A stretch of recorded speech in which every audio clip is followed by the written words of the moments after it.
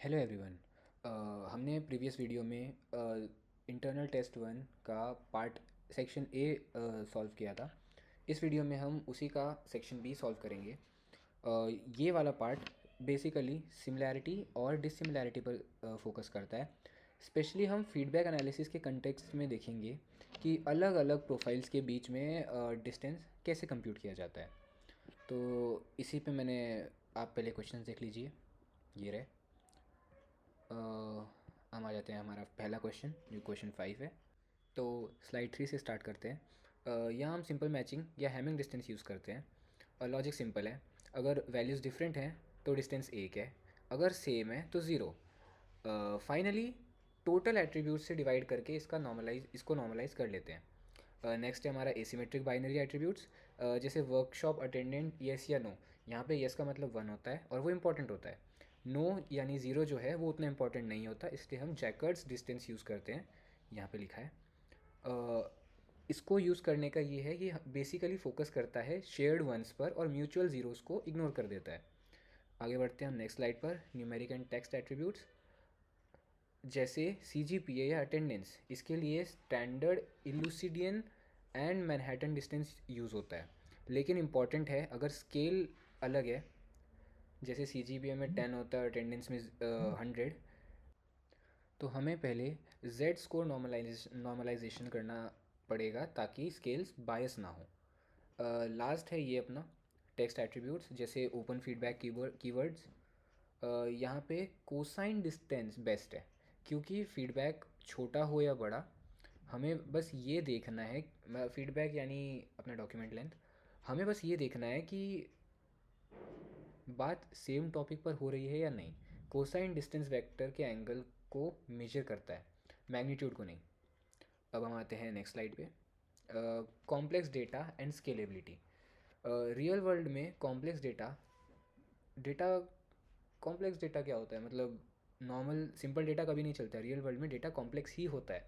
अगर आपके पास mix data types हैं, कुछ न्यूमेरिक और कुछ नॉमिनल, तो हम गॉस डिस्टेंस को यूज़ करते हैं, जो कि यहाँ पे हमारा पहले लिखा है। ये वेटेड एवरेज लेता है। और अगर डेटा सेट मैसिव है यानी बिग डेटा, तो हम लोकेलिटी सेंसिटिव हैशिंग यानी LSH या KD ट्रीज़ यूज़ करते हैं, जो कि फास्ट सर्चिंग के लिए होता है। हम नेक्स्ट क्वेश्चन पर आते हैं, जो कि हमारा 6th क्वेश्चन है। आपको मैं दिखा देता हूँ, ये रहा आपका 6th क्वेश्चन। अब हम स्लाइड पर आते हैं। तो हमें यहाँ पे दो वेक्टर दिए गए हैं, U और V। वैल्यूज़ रिप्रेजेंट करती हैं मॉनिटरिंग आवर्स, रिव्यूज़ एक्सेट्रा। सबसे पहले हमें इनका एलिमेंट वाइज डिफरेंस यानी जो कि डेल्टा होता है डिफरेंस, वो निकालना पड़ेगा। यहाँ पे लिखा होगा 2, जो कि आया है अपना 2, 1, 6 और 2। अब हम सारे डिफरेंसेस इसी डिफरेंस वेक्टर से कैलकुलेट करेंगे। वो हम नेक्स्ट स्लाइड में देखेंगे। तो फर्स्ट यूक्लिडियन। यूक्लिडियन में स्क्वायर्स का सम करके रूट लिया जाता है और आंसर आपका यहाँ पे हमारा अप्रॉक्स आया है 6.708।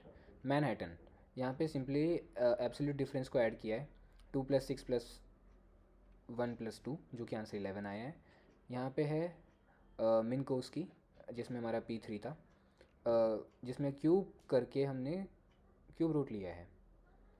इसका आंसर हमारा है शायद 6.15। फिर लास्ट में सुप्रीमम L इन्फिनिटी, यहाँ पे आएगा मैक्सिमम डिफरेंस होता है। यहाँ पे हमारे डिफरेंसेस हैं 2, 1, 6, 2। इनमें मैक्स वैल्यू हमारी 6 है, तो यही हमारा आंसर हो जाएगा। अब हम आते हैं नेक्स्ट स्लाइड पे।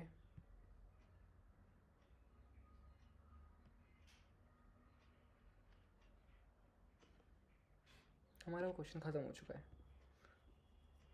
अब हम आते हैं 7th क्वेश्चन पे, जो कि आप ये देख सकते हैं। अब यहाँ पे देखते हैं, इसमें 3 चीज़ें पूछी गई हैं। तो यही है, मीडियन के बारे में है ये क्वेश्चन।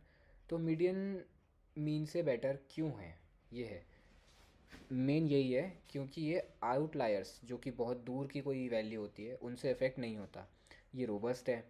प्रॉब्लम ये है कि एग्जैक्ट मीडियन निकालने के लिए सॉर्टिंग करनी पड़ती है, जो मैसिव डेटा में बहुत स्लो हो जाती है। और मतलब एक बीगो नोटेशन होती है, उसमें इसकी वैल्यू होती है बीगो ऑफ n log n।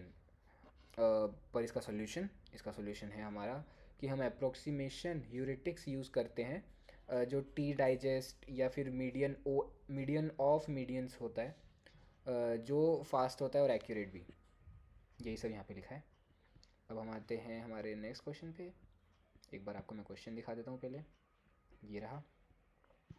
और हम आते हैं अभी स्लाइड नंबर 11 पे।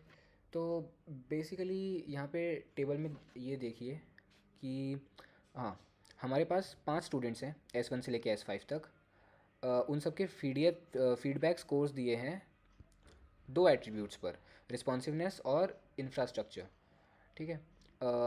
हमें एक नए, कहाँ पे ये, हाँ, हमें एक नए क्वेरी वेक्टर यानी नीचे जो x लिखा है हमने वो निकाला है, जो कि इसमें है 1.4, इसमें है 1.6। इनके साथ अब हमें कंपैरिजन करना है, जो कि हम अगली साइड में देखते हैं। ये रहा। तो पार्ट ए में जो ऊपर था 11th में, उसमें हमने यूक्लिडियन डिस्टेंस निकाला जो नीचे था, और ये वाला चार्ट क्लियर दिखाता है कि S1 का डिस्टेंस सबसे कम है 0.141, इसलिए वो क्वेरी X के सबसे क्लोज है।